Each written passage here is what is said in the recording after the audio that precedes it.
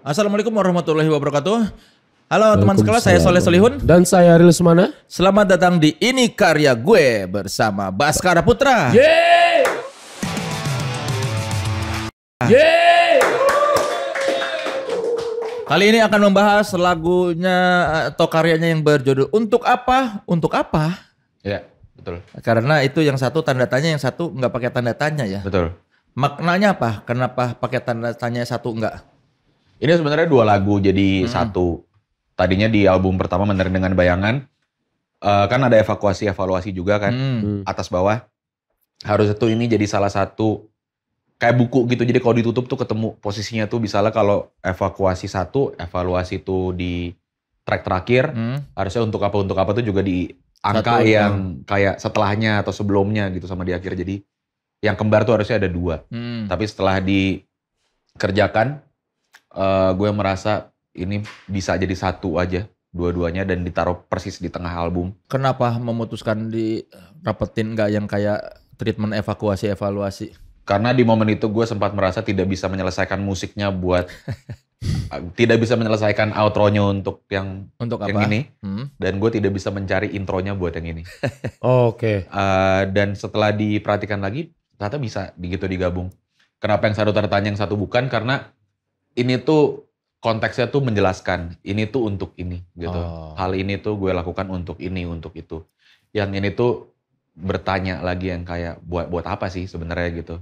Jadi perspektif yang berubah dalam menanggapi satu hal yang sama gitu sebenarnya. Ya tapi kan di Untuk Apa lu sudah menjelaskan ini tuh untuk apa. Tapi kenapa lu bertanya lagi? Iya. Lalu untuk apa? Karena ternyata ya sembari gue berjalan dengan kehidupan, gue ya belajar bahwa nggak semua hal yang gue percaya itu selamanya akan seperti itu gitu.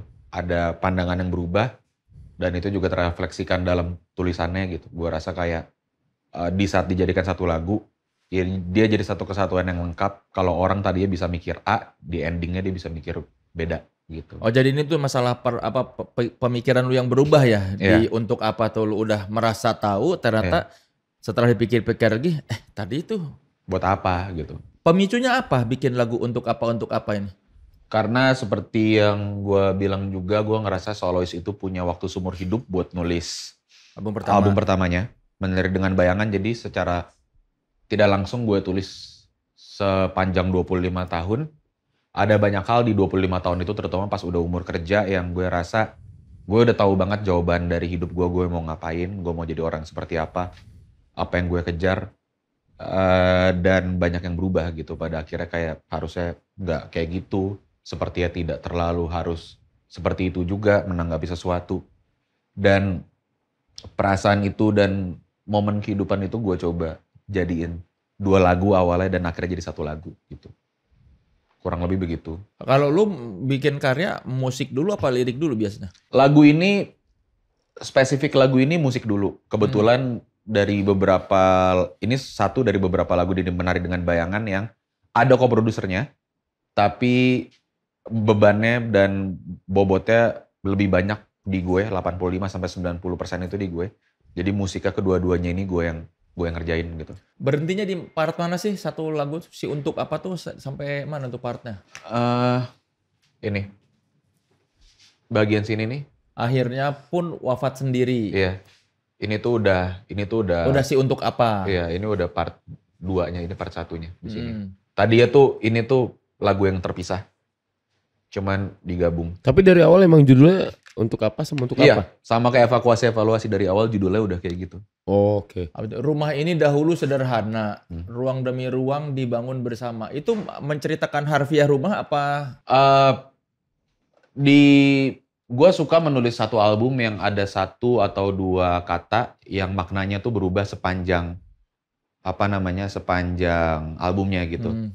Kayak di evaluasi kalimat Menari Dengan Bayangan itu di album itu awalnya tuh itu konotasinya negatif gitu. Menari Dengan Bayangan tuh artinya yang kayak gue mau asik sendiri, gue nggak mau keluar kamar, gue mau bergumul dengan kesedihan gue gitu, dengan trauma gue. Tapi menuju akhir album, Menari Dengan Bayangan itu artinya berubah jadi yang kayak trauma itu nggak mungkin hilang, tapi bagaimana caranya lu hidup berdampingan dengan bayangan lu gitu. Sama kayak Lagi Pula Hidup Akan Berakhir. Di awal album kayak bodo amat lah, kan lagi pula hidup akan berakhir gitu. Ya. Tapi kalau di akhir album yang kayak, kan karena lagi pula hidup akan berakhir, ya lu jadi sebenarnya bisa bebas dong mau ngapain aja gitu. Di sini juga biasanya tuh nggak cuma judul album, tapi juga beberapa detail atau pernak-pernik yang gue tulis juga sepanjang albumnya. Di Menari Dengan Bayangan, salah satu yang keluar berkali-kali itu rumah. Di rumah ke rumah udah menuju akhir album, dia berubah konsepnya tuh jadi orang gitu. Oke. Lu tuh pulang ke orang. Di Untuk Apa itu rumah itu kekayaan. Oh. Rumah harfiah lah ya. Harfiah, harta gitu.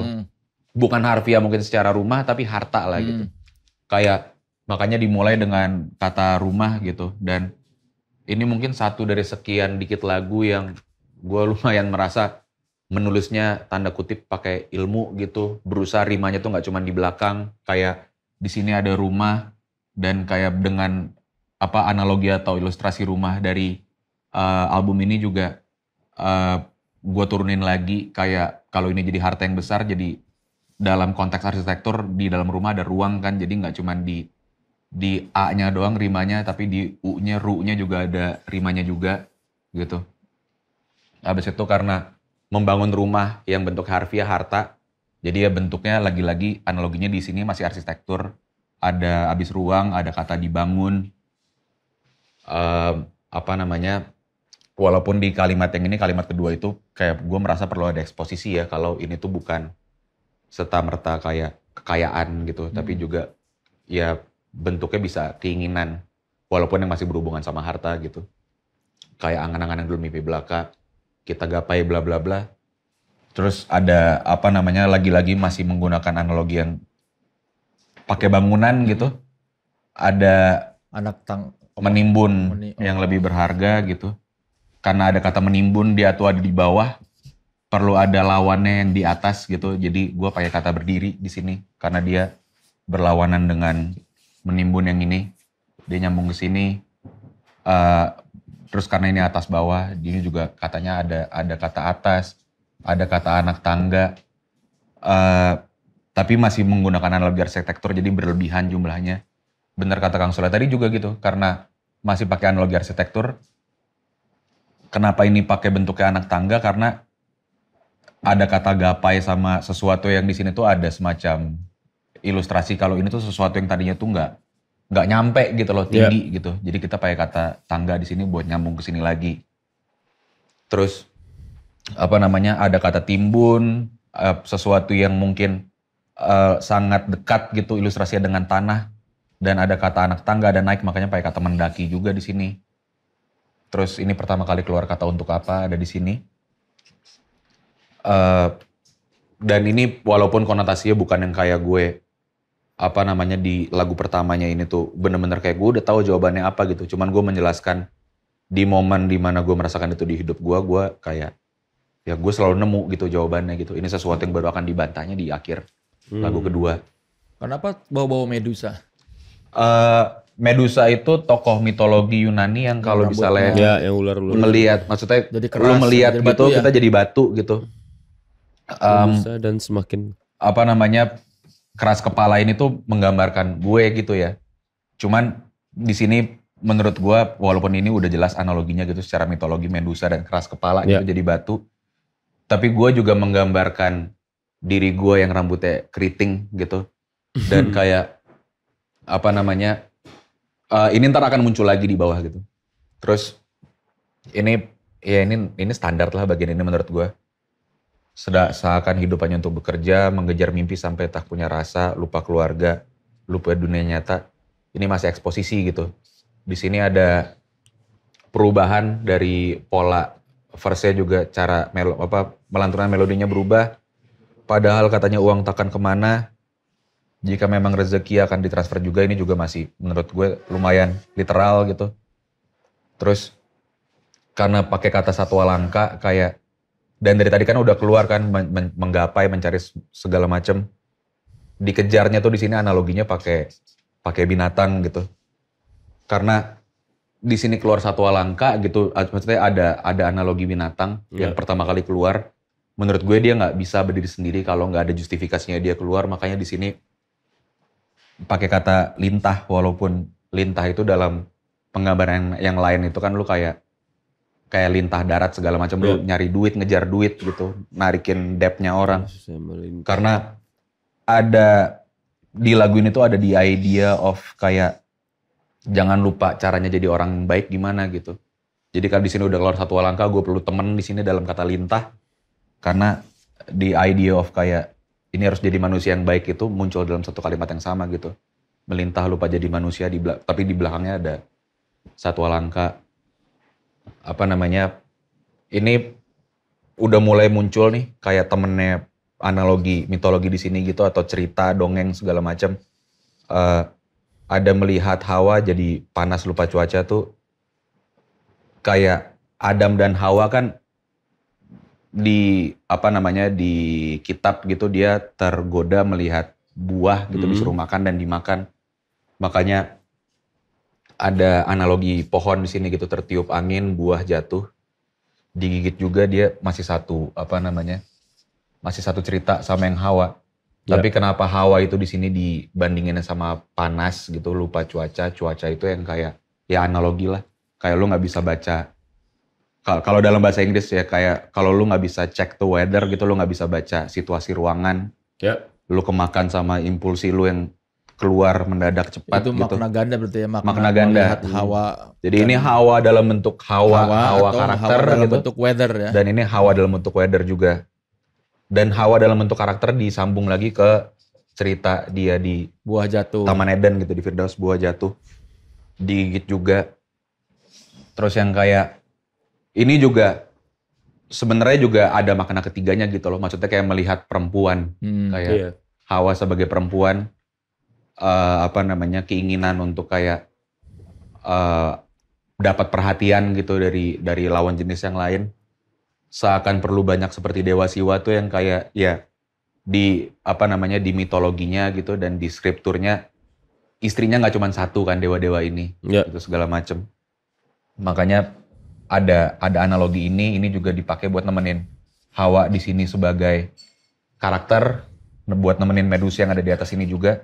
Tapi juga buat jadi analogi juga yang kayak dari cerita aslinya pun juga kayak dia pasangannya nggak cuma satu gitu. Karena keluar juga di sini kayak lagi-lagi manusia sama manusia yang ini. Karena Dewa Siwa kan di penggambarannya nggak cuma satu pasang ya tangannya. Ada beberapa banyak gitu.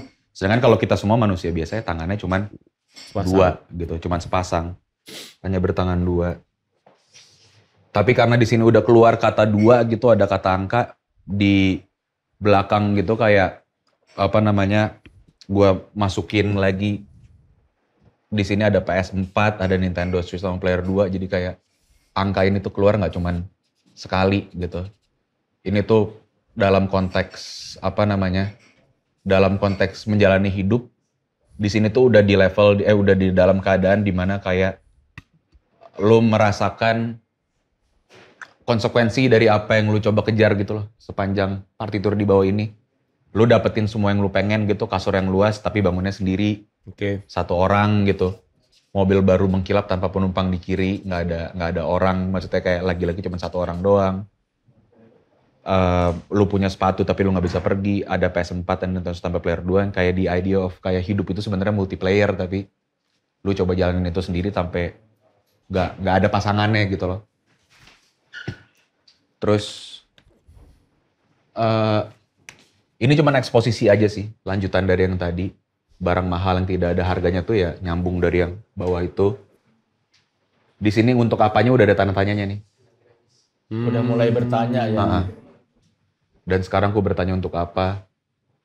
Dan kenapa di sini di hooknya, di refnya itu terlepas apa yang kau percayai, karena mitologi atau cerita rakyat yang dipakai di sini ada yang ngambil dari Hindu Buddha, ada yang ngambil dari agama Abrahamik gitu, maksudnya Kristen, Islam, Hawa, ada juga mitologi yang emang kayak kita sekarang ngeliatnya mitologi jauh aja gitu loh, Greek mitologi Yunani. Jadi kayak sebenarnya ini juga ngomongin keimanan gitu, tapi nyambung dari situ, kayak dari semua cerita yang ada hubungannya, terlepas apapun yang gue imanin, yang gue percayain, kayak pada akhirnya nggak ada yang di mau mati gitu. Itu standar lah. Cuman ini tuh gue ngerasa di awal-awal gue menggunakan banyak analogi menggunakan banyak analogi tanah itu belum ada payoff yang lebih kuat gitu. Ada kata menimbun, ada kata mendaki. Makanya di payoff di hooknya cuman 2 kalimat, kalimat 1 sama kalimat 2. Kalimat satunya itu tuh harus payoff ke cerita-cerita mitologi di sini, payoff 2-nya itu cerita ke setengah part yang atas yang analogi bangunan, arsitektur, tanah. Pada akhirnya kalau lu udah mati ya cuman balik ke tanah, ya dikubur gitu maksudnya. Dan tumbuh cemara tuh ini gue ngambil ilustrasinya kayak gue merasa waktu itu pas nulis apa ya sesuatu yang pop culture banget di Indonesia dan semua orang tahu pesan moralnya apa, itu keluarga cemara. Oh. Bukan gitu. sekedar pohon cemara. Bukan sekedar pohon cemara gitu. Cemara itu. Tapi kayak cemara ini tuh dari IP keluarga cemara gitu yang selalu mengajarkan value nomor 1 itu adalah keluarga. Makanya mana saja harta yang lebih berharga. Iya, mana saja harta yang lebih berharga. Yang sebenarnya belum dijawab di lagu ini gitu, dijawabnya di Rumah ke Rumah. Kalau ya pada akhirnya rumah itu bukan harta, rumah itu orang dan orang itu adalah ibu gitu. Oh, oke. Dan makanya analoginya dari sini tanpa menyebut kata keluarga ya gitu. Cuman ini tuh dari keluarga cemara. Itu menipu surga juga nyambung ke cerita yang di awal tadi. Ini bukan menipu, sorry, ini salah. Ini menimbun. Menimbun. Oh, sorry. Menimbun surga yang tak bisa dibagi. Ini juga balik lagi menggunakan analogi tanah-tanahan yang udah keluar dari awal lagu gitu. Kayak ya nggak bisa gitu, maksudnya jadi dia cuma mengulang kalimat yang atas doang. Kalau apapun yang dikejar gitu, yang levelnya duniawi banget, ya lu matinya pun sendiri-sendiri juga gitu, maksudnya yang kayak Oh, oke. ini semua lu kejar, bahkan pas hidup pun lu tetap sendirian gitu. Nintendo Switch player PS4 tanpa player 2, kasur yang luas tapi bangun sendiri. Pas hidup pun nggak dapat, pas mati pun sendiri gitu. Ini kayak payoff ke penggunaan analogi angka banyak banget yang ada di sini. Tiba-tiba di situ langsung kayak lugas banget mengangkat ikat jarimu yang ikat rambutmu yang tertinggal di lengan kiri mobilku. Ya. Karena ini lagunya basically sebenarnya udah selesai part 1 gitu. Yeah. Gue merasa kayak gimana caranya nih satu hook ini itu dia nge-pay off 3 konsep besar yang gue pakai di sini. Ada arsitektur, tanah, rumah, bangunan, itu 1 udah ke-pay off. Ada cerita-cerita kayak Dewa Siwa, Hawa, Medusa itu udah ke-pay off gitu. Di ngomongin kayak ya bagian ya cerita mana gitu yang lu kerjain. Sama analogi angka-angka yang banyak banget keluar di akhir itu udah ke-pay off. Lagunya udah nge-cut. Terus kayak pas gue nulis part 2-nya gue pengen sesuatu yang lebih literal gitu. Ini semua kan pakai penggambaran ya, kayak cerita-cerita itu semua pakai metafora penggambaran gitu. Ini tuh kayak aftermath dari kayak dampak dari apa yang gue lakukan di lagu pertama gitu. Yang di momen itu di umur segitu, baru-baru lulus kuliah itu, yaitu gue kehilangan mungkin salah satu yang penting gitu di momen itu, kayak kehilangan pasangan segala macem, ditinggal sama orang terdekat. Jadi ya langsung kayak pas itu mau digambarkan dengan sangat detail, adegannya harus detail gitu. Langsung loncatnya ke adegan di sini kan ada mobil baru mengkilap tanpa penumpang di kiri kan. Ya. Ini ikat rambutmu yang tertinggal di lengan kiri mobilku. Kayak, ini langsung ke adegan spesifik ya. Iya. Ini tuh masih nyambung sama bagian yang tadi gitu. Mobil. Pasangan tanpa pasangan. Iya, lu nyetir di kanan gitu kan. Di sebelah kirinya nggak ada orang. Ya. Yang ada cuman Ikat rambut dan itu menurut gue pengalaman yang universal kayak kalau lu punya pasangan pasti kalau dan dia rambutnya panjang atau mengikat rambut itu ikat rambutnya tuh ada di mana-mana. Ya.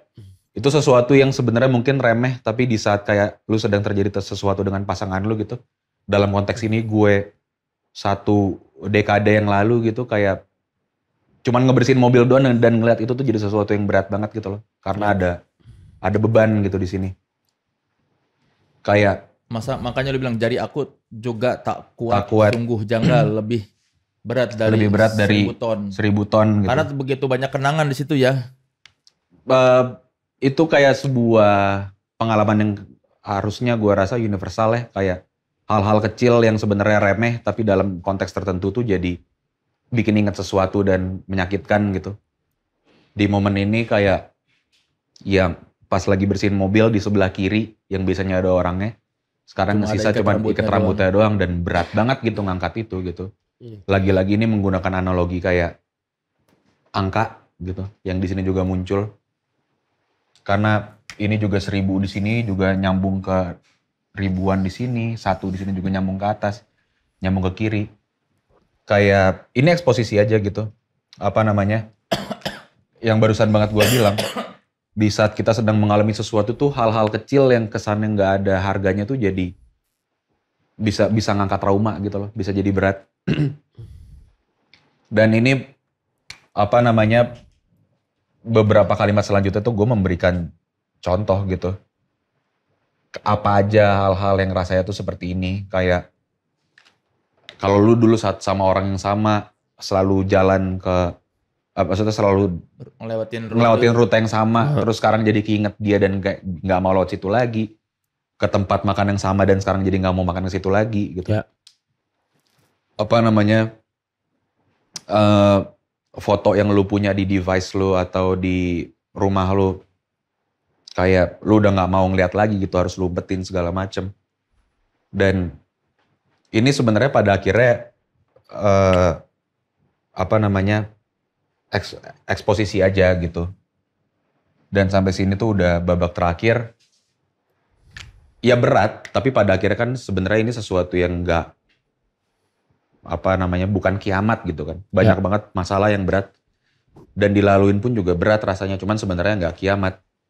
Jadi bagian terakhirnya tuh yang menjelaskan itu bahwa pada akhirnya kalau ada perpisahan kayak gini ya sebenarnya nggak bakal kenapa-napa kok, lo akan lanjut kehidupan lo. Berarti pada dasarnya ini tuh lagu patah hati ya? Ada bagian duanya sebenarnya. Ya, yang terakhirnya tuh lagu patah hati ya? Bagian duanya tuh kayak, karena pas gua menulis itu gua rasa itu salah satu dampak langsung yang bisa diilustrasikan gitu dan beneran terjadi dari apa yang gue lakukan di lagu pertama gitu. Ya hartanya mah dapat, tapi apa namanya yang dikubur buat dapetin harta itu lebih mahal dan lebih banyak gitu mungkin. Lu di satu sisi lu mendapatkan sesuatu yang diinginkan, tapi di sisi lain gara-gara itu lu jadi kehilangan yang sudah pernah lu dapatkan. Iya, kurang lebih begitu. Dan ini eksposisi aja gitu. Pada akhirnya gak kiamat kok, lanjut gitu, hidupnya lanjut. Kayak masing-masing. Dan ini di apa namanya di sini itu kayak gue berusaha menggunakan kalimat yang, karena pembelajaran gue adalah gue tidak ingin menciptakan sebuah lagu yang ada pesan moralnya dan dia pesan moral yang pasti gitu. Kayak A itu harus B, B itu harus C. Jadi udah ngomong sepanjang ini, pada akhirnya gue mencoba mematahkan sendiri lagunya. Yang kayak kalau cepet tapi sendiri buat apa, dan kalau bareng tapi meracuni. Lo apa namanya kesakitan gitu di saat bareng buat apa gitu. Jadi pada akhirnya walaupun kalimatnya begini panjang nih, banyak banget yang dijelaskan. Ya. Pada akhirnya di 2 kalimat terakhir ini bukan justifikasi ya, tapi mungkin sebenarnya nggak salah-salah amat juga ngelakuin apa yang dilakuin di sini gitu.